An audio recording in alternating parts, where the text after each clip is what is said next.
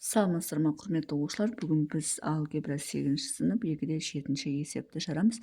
Бұл жерде теңдеулердің түбірлері бар ма? Бар болса, осы түбірлерді тап дейді. Енді бұл теңдеуді шешу үшін 4х квадратты орында қалдырамыз. Плюс 1-ді теңдіктің оң жағынан минус 1 қылып өткіземіз. Сосын х квадрат тең минус мына көбейту болғандықтан 1 бөлінген 4 болады. Кез келген санның квадраты теріс сан болмайды, сондықтан бұның түбірі жоқ. Кез келген санды квадраттасақ оң сан шығады, теріс санды оң санды квадраттасақ оң сан шығады. Ал ол бұл жерде минус 1 бөлінген 4 дейді, онда жауап жоқ. Екінші 2m квадрат минус 3m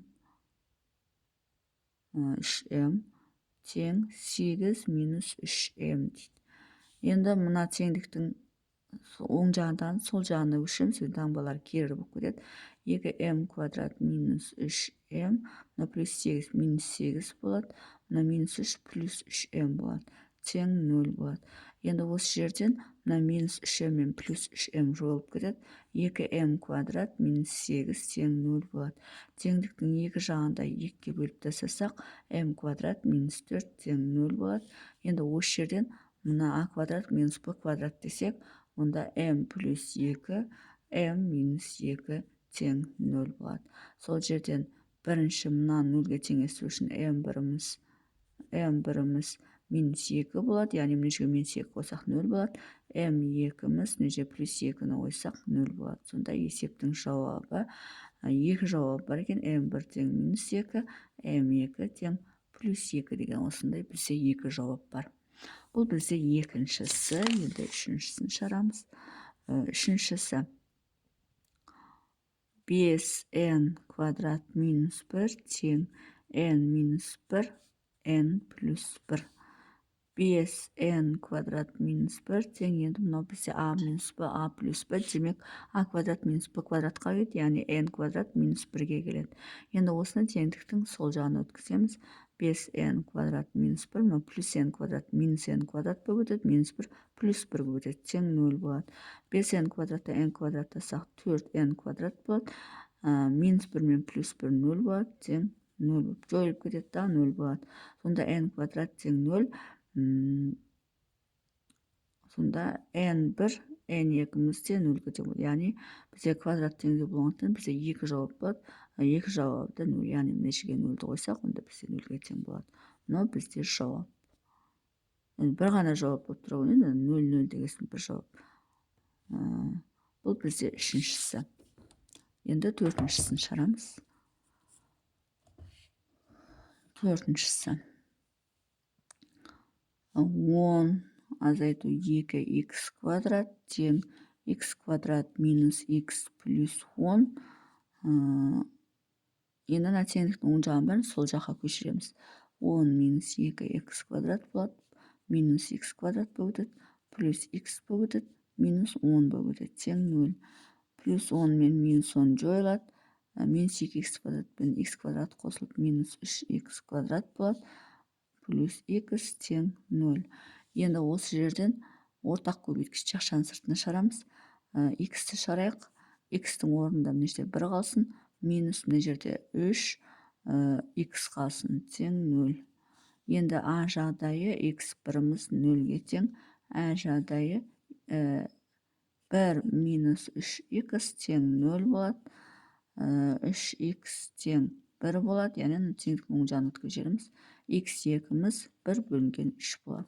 Сонда есептің жауабы х1 тең 0, х2 тең 1 бөлінген 3. Бұл бізде төртінші есеп. Енді бесінші есепті шығарамыз. Бесінші есеп 3y квадрат плюс 4y плюс 4 тең 3 плюс 4y. Енді осы жерден теңдіктің оң жағында алады, сол жаққа көшіреміз. 3y квадрат плюс 4y плюс 4, мына минус 3 болып өтеді, мына минус 4y болып өтеді, тең 0 болады.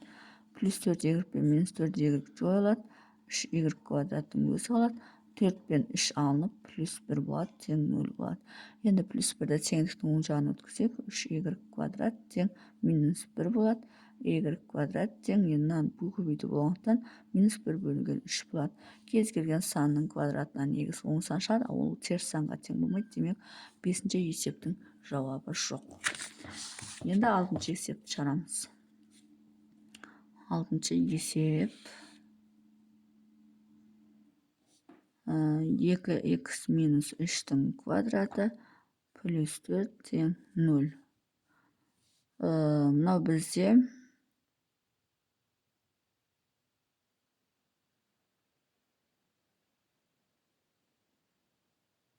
ашайық, а минус б-ның квадраты деп. Сол кезде 4x квадрат минус 2, 3-ке 2 болса 6, оған 2 өтсек 12x болады, плюс 9 плюс 4 тең 0. Сонда 4x квадрат минус 12x плюс 9-ға 4 қоссақ 13 тең 0. Оңай қалай деп тұр, 4 қоссақ 13. Так, 4x квадрат минус 12x плюс 13. Енді бұны не істеуге болады?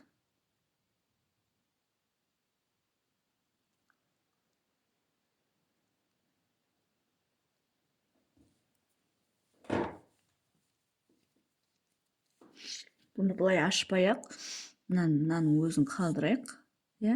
2x минус 3-тің квадраты деп, сосын плюс 4-ті теңдіктің оң жағына минус 4-қа өткізейік. Енді кез келген x-ті қоятын болсақ, мына жерден оң сан шығады, мына жақшаның ішінен. Ал ол бізде теріс санға тең болмайды. Сонда бұл есептің жауабы жоқ. Mesela 1-ді қойсақ, 2-де 1-ге көбейтсек 2 болады, 2-ден минус 3 тастасақ 1 болады, минус 1 болады, минус 1-дің квадраты плюс 1 болады, ол минус 4-ке тең болмайды. Сонда есептің жауабы жоқ. 1-ден плюс 4 теңдік оң жағына минус 4-ке өткізіп, осылай шешім қабылдай салсақ та болады. Енді мына жерге келіп қалдық, тіреліп қалдық. Бұл жерде көбейткішке жіктеп тауып отырғаннан бәрібір жауап шықпайтын көрініп тұр. Өткен кез келген санның квадратынан оң сан шығады, мұнда минус 4 болып тұр. Мұнда осы жерден бірден қорытынды жасай салуға болады. Сонымен есептің шығар жолы осындай. Егер есептің шығар жолы түсінікті болса, лайк басып, комментарий жазып, каналыма тіркеліп кетсеңіздер болады.